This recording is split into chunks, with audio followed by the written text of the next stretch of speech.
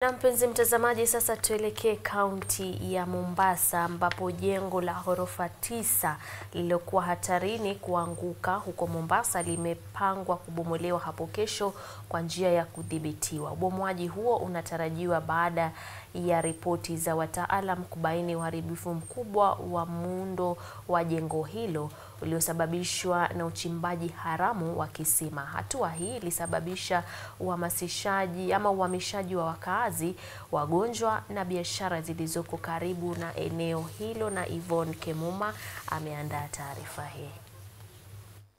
Jengo la ghorofa 9 ambalo limekuwa hatari kwa wakazi baada ya kuanza kuporomoka wiki iliyopita sasa limepangwa kubomolewa kwa utaratibu uliopangwa. Wakazi wanaokaa ndani ya eneo la kilomita 1.2 wakishauriwa kuhama kwa muda. Jengo hilo lilitangazwa kuwa hatarishi kimuundo baada ya ukaguzi wa mashirika mbalimbali kubaini uharibifu mkubwa wa msingi uliosababishwa na uchimbaji haramu wa kisima. Uharibifu huo ulisababisha kuporomoka kwa sakafu 2 na kusambaratika kwa nguzo muhimu za jengo hilo. Wakati akiwahimiza wakazi kuhama, Gavana Abdulswamad Sharif Nassir alitangaza kuwa jengo hilo linabomolewa na Jeshi la Ulinzi ya Kenya KDF katika operesheni ya dharura kuzuia janga.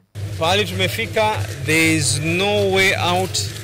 Ni lazima kuwe na control demolition. Ili jumba lazima litaangushwa na jeshi. Na amri ambayo kwamba iliyoko ni kwa sababu ya wakazi wenyewe.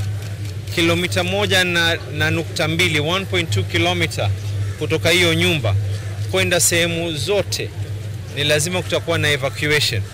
Eneo lililoathirika linajumuisha maeneo kutoka barabara ya Abdel Nasser hadi Marikiti na Boxton, biashara zote zikiagizwa kufunga kwa kufikia saa 8.